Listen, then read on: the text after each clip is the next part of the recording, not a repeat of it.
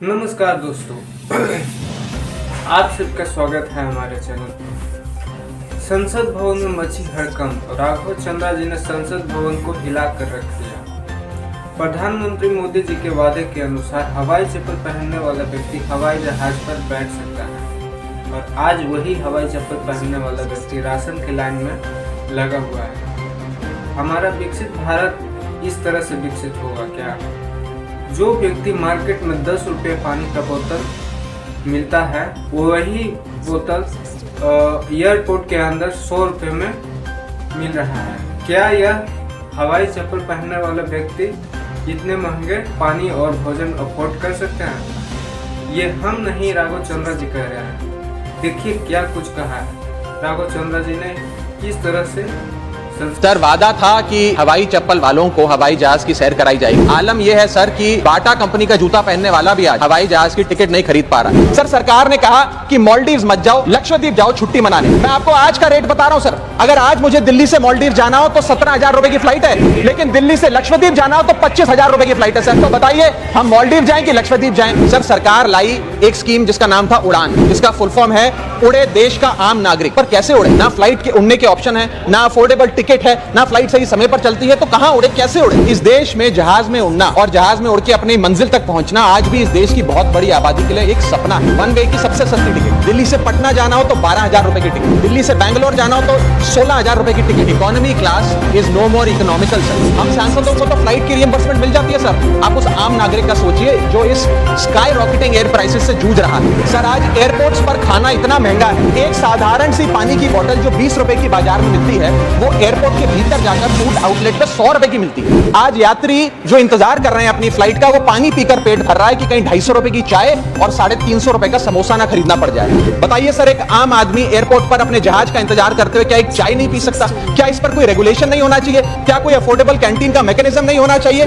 1 kg अगर access baggage हो जाए तो फ्लाइट आपसे हजारों रुपए का किराया वसूलती है, लेकिन कई घंटों के डिले के लिए क्या फ्लाइट हमें कॉम्पनसेट करती है? सर हमें इस देश में एयर यात्रा को लग्जरी ट्रैवल नहीं बताना सर, आम ट्रैवल बनाना है, जैसे कि ट्रेन का है।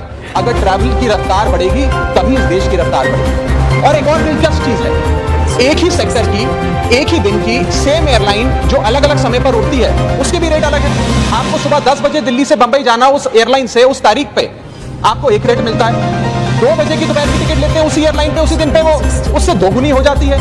न जाने क्या लॉजिक है। हमारे देश के एयरपोर्ट्स बस अड्डे जैसे बन गए हैं, बस अड्डों से बदतर हालत, बदतर व्यवस्था देश के एयरपोर्ट्स पर है सर।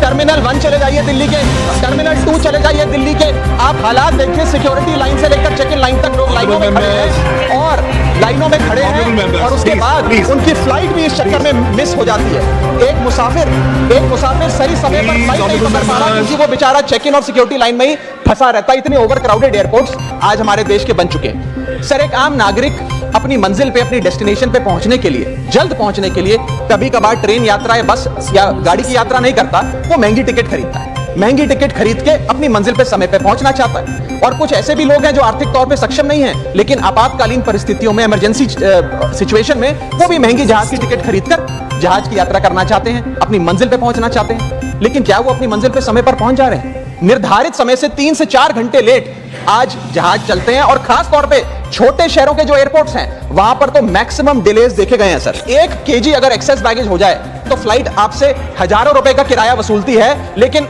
कई घंटों के डिले के लिए क्या फ्लाइट हमें कॉम्पनसेट करती है? मैं आज माननीय मंत्री जी को कहना चाहूंगा कि कुछ ऐसा मैकेनिज्म बनाए कि हर घंटे के फ्लाइट के डिले के लिए एयरलाइन आम यात्री को कॉम्पनसेट करे, उसकी जेब में पैसा डाले। सर सरकार लाई एक स्कीम जिसका नाम था उड़ान, जिसका फुल फॉर्म है उड़े देश का आम नागरिक।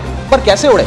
ना फ्लाइट के उड़ने के ऑप्शन है, ना अफोर्डेबल टिकट है, ना फ्लाइट सही समय पर चलती है, तो कहां उड़े, कैसे उड़े? कि जैसे ये स्कीम लागू हुई 2 एयरलाइन बंद हो गई, जेट एयरवेज और गो एयर, और तीसरी स्पाइस जेट बंद होने की कगार पे खड़ी है। तो अब लोग ये भी कहने लगे हैं कि शायद उड़ान स्कीम एक बहुत बड़ा अपशगुन थी, और इसी के चलते आज हमारा देश का आम नागरिक प्लेन से वापस ट्रेन पे जा रहा है। बैगेज चार्जेस और बैगेज डिलेज, सर अगर आपका 1 kg बैगेज ओवरवेट हो जाए तो हजारों रुपए एयरलाइन आपसे एक्सेस बैगेज के चार्जेस वसूल लेती है। यहां तक कि कुछ लोग अब अपना सामान एयरपोर्ट पर फेंक के चले जाते हैं, बिकॉज उनके सामान में पड़ी वस्तुएं इतनी महंगी नहीं है जितना बैगेज चार्जेस एयरलाइन ले लेती हैं। और बैगेज के डिलेज देखिए सर, लंबा आपको इंतजार बैगेज बेल्ट पे करना पड़ता है कि कब हमारा बैग आएगा। जब स्क्रीन पर देखते हैं तो स्क्रीन पर लिखा आता है बैगेज ऑन बेल्ट, लेकिन बैगेज ऑन बेल्ट नहीं होता। सिर्फ 2-3 बिजनेस क्लास पैसेंजर्स का बैग आता है और न जाने कितने मिनट एक आम नागरिक को इंतजार करना पड़ता है इस एक्सेस डिले के लिए, या इसको एक स्टैंडर्डाइज करने के लिए कोई प्रोसीजर सरकार को बनाना चाहिए। एयरपोर्ट्स पर पार्किंग का ठेका किसी एक कंपनी को दे देते हैं और वो मनचाहे दाम वसूलती है। खास तौर पे छोटे एयरपोर्ट्स पे 200-250 रुपए प्रति घंटे की कार पार्किंग चार्जेस देनी पड़ते हैं। आज आप दिल्ली के एयरपोर्ट चले जाइए, 220 रुपए प्रति घंटा गाड़ी का चार्ज लगता है, और अगर आपने कोई कैब टैक्सी बुक कर ली तो उसका भी मोटा बिल आता है, क्योंकि वो टैक्सी वाला भी expensive car parking charges, airport charges अपने बिल में जोड़कर आपको देता है। सर ये था फ्लाइट में चढ़ने से लेकर फ्लाइट में उतरने का। मैं अंत में चार पंक्तियां सुनाकर अपनी वाणी को विराम दूंगा, और आज इस देश के आम नागरिक, आम यात्री का दर्द इन पंक्तियों में आप तक पहुंचाने की कोशिश करूंगा। कहीं है लंबी लाइनें, कहीं चेक इन से पहले काउंटर बंद, कहीं स्लो चल रहा है सर्वर, कहीं इंटरनेट है मंद।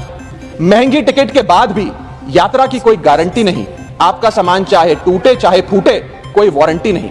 जो हाल है बस अड्डों का, वही तस्वीर आती है एयरपोर्ट